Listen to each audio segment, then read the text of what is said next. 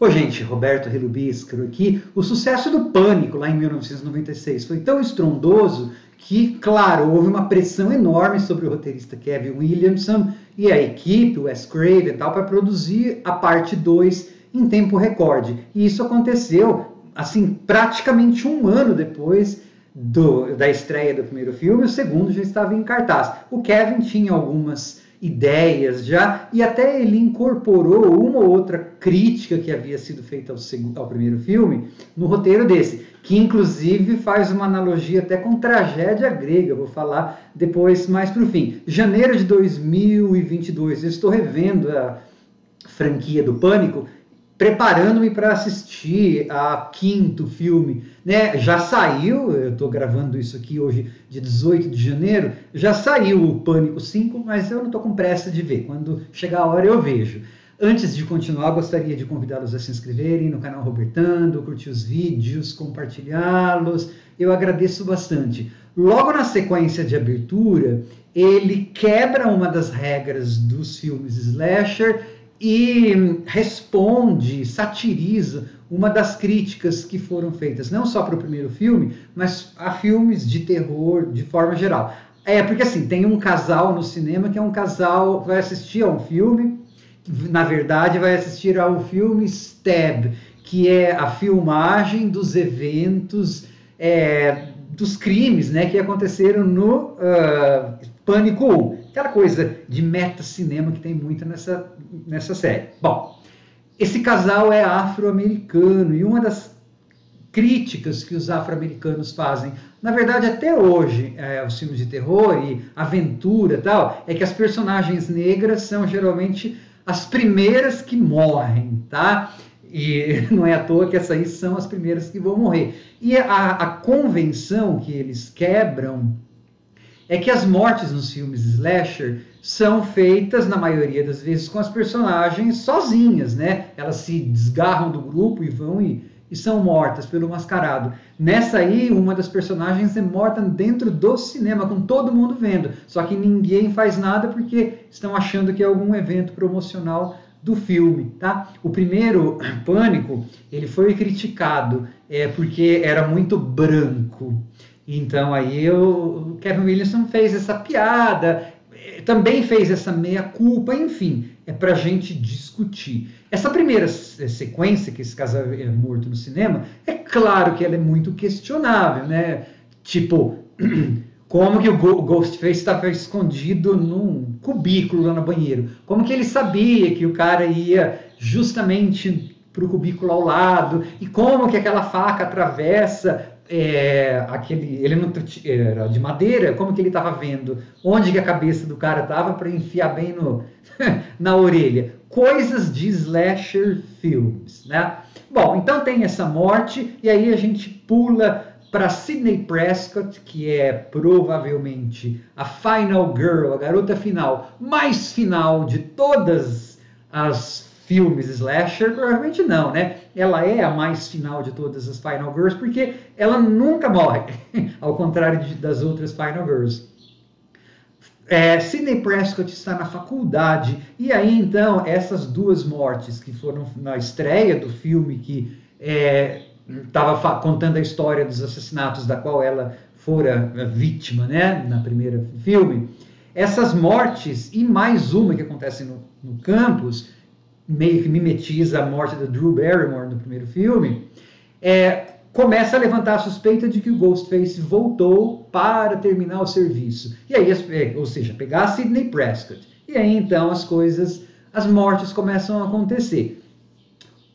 Um dos problemas que eu tenho com essa franquia, não é a minha favorita, é que eu acho que muitas vezes falta suspense, por conta de ser muito cômica, e as mortes serem repetitivas. É só facada, só facada. Bom, eu nunca mudei essa opinião, mas, assim, vendo agora o Scream 2, né, essa segunda parte, não dá para negar que tem momentos de suspense, sim, né, essa parte do cinema, depois uma parte que tem um acidente de carro lá, e que as duas personagens têm que meio que passar pelo colo do Ghostface desacordado, existe tensão, tem uma ou outra mortezinha nesse 2, que tudo bem, foge um pouco ao esquema da facada, só que claro, né, tem uma, por exemplo, que o Ghostface dá a facada e atira a moça da sacada. É que eu sou da geração slasher dos anos 80, que tinha aquelas mortes do Jason Voorhees, tinham mortes mais criativas e até mais divertidas. Mas tudo bem. Agora eu tenho que tirar o chapéu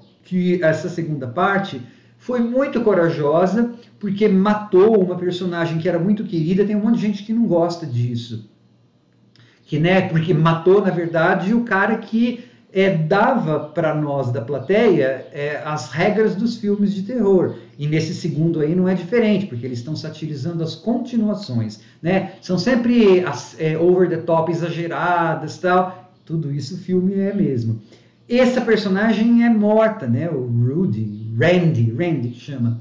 Eu achei muito corajoso, porque pelo menos durante algum tempo, e especialmente no restante desse filme, a gente fica assim, nossa, então ninguém está seguro aí. Na verdade, o Dewey pode morrer e tal. Agora, depois que o Dewey, a Final Girl, né, a Gale, a repórter, já aparecem em vários filmes, dificilmente a gente sabe que eles vão morrer. Mas naquela época, teve esse conteúdo, né, de surpresa e de você ficar incerto, né, de coragem mesmo, de matar uma personagem querida, de incerteza e também quebra de verdade aquela regra dos slashers que eles quebraram na abertura.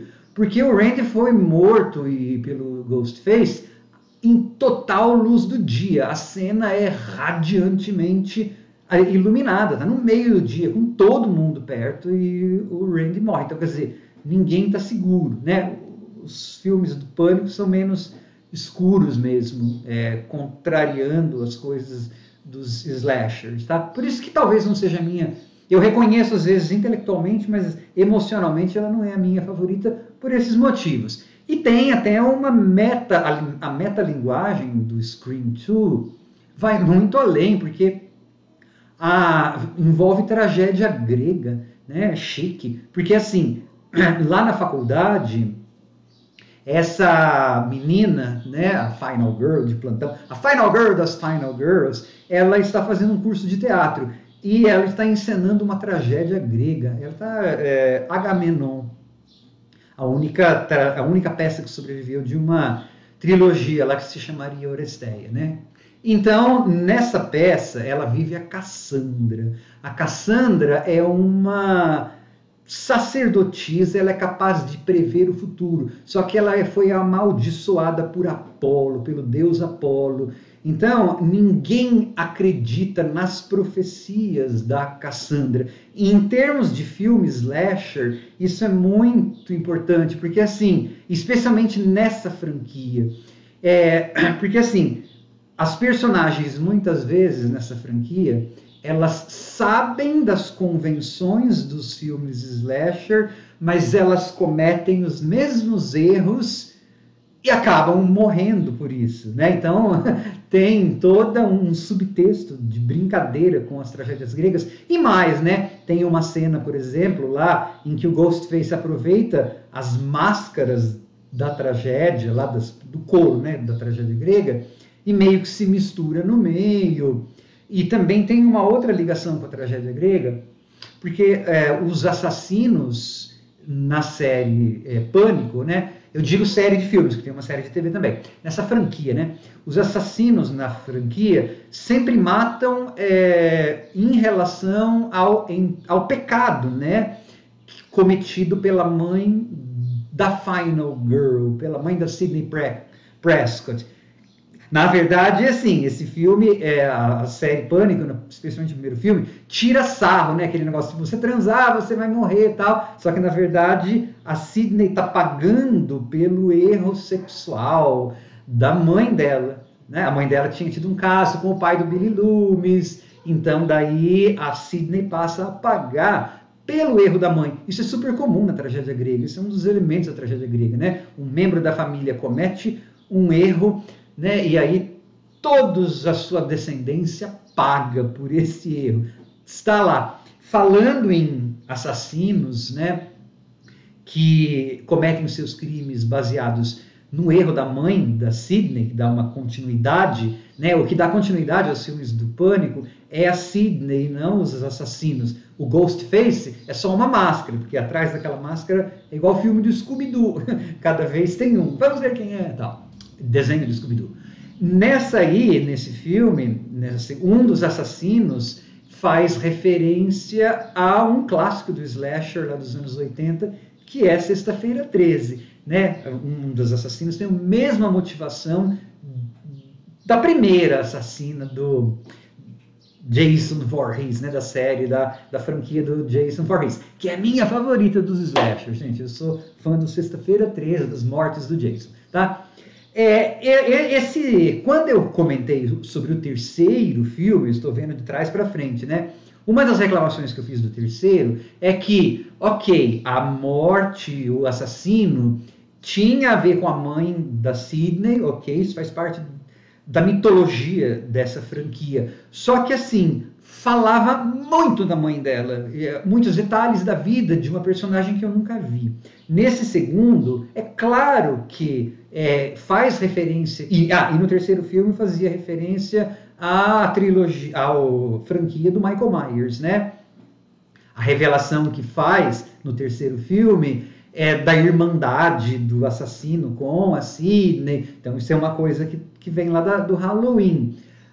E aí eu lembro que eu falei em mal, né? Uma das coisas que me desagradaram no terceiro filme não é necessariamente eles terem feito uma ligação e homenageado o filme do Michael Myers, porque nesses dois eles homenageiam Sexta-feira 13. É que dois motivos. Um eu já falei. No terceiro, eles focam demais do tempo da história, contando a história da mãe da Sidney, que é uma personagem que eu nunca vi, então eu não tenho ligação emocional com ela. Então só ficou comendo tempo para mim, diegético, né, tempo de exibição. E outra coisa, claro que estava em consonância com o que eles falaram. No terceiro filme eles vão falar que o final das trilogias geralmente modifica alguma coisa da primeira. Ao revelar um assassino que era irmão da Sidney, e que tinha sido mandante, né, dos primeiros dois assassinos, eu falei, é muita coisa, o primeiro é tão bom, não precisa.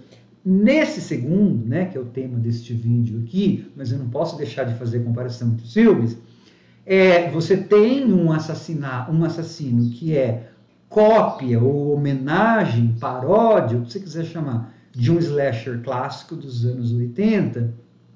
Só que assim, o primeiro filme, a motivação dos assassinos não foi mudada, não foi mexida, porque o primeiro filme é um clássico. Então eu não quero que a motivação do Billy Loomis e do primeiro filme seja mexido como foi mexido no terceiro, né? Então nesse segundo, eu acho que é tudo muito mais bem calibrado do que no terceiro filme. Por isso que eu falo que o terceiro filme é mais fraco. Vendo 20 e tantos anos depois, é claro, né, que ele ficou um pouquinho mais lento. Eu cortaria uns trololós, uns conversê que tem lá, mas mesmo assim isso faz parte de filmes de terror da época, né? De slasher, ficava mesmo uma boa parte do tempo aquela conversaiada. Que no caso do Pânico é tudo muito iluminado. Eu sinto falta desse suspense. Mas de forma geral, o Pânico 2 é uma excelente continuação do Pânico 1. Só claro que não pode ser melhor, né? Eu já vi gente falando que é melhor, tal. Eu não acho que seja melhor, porque o Pânico 1 tem a novidade, que era tirar o sarro das convenções dos slashers, né? Novidade mais ou menos, porque já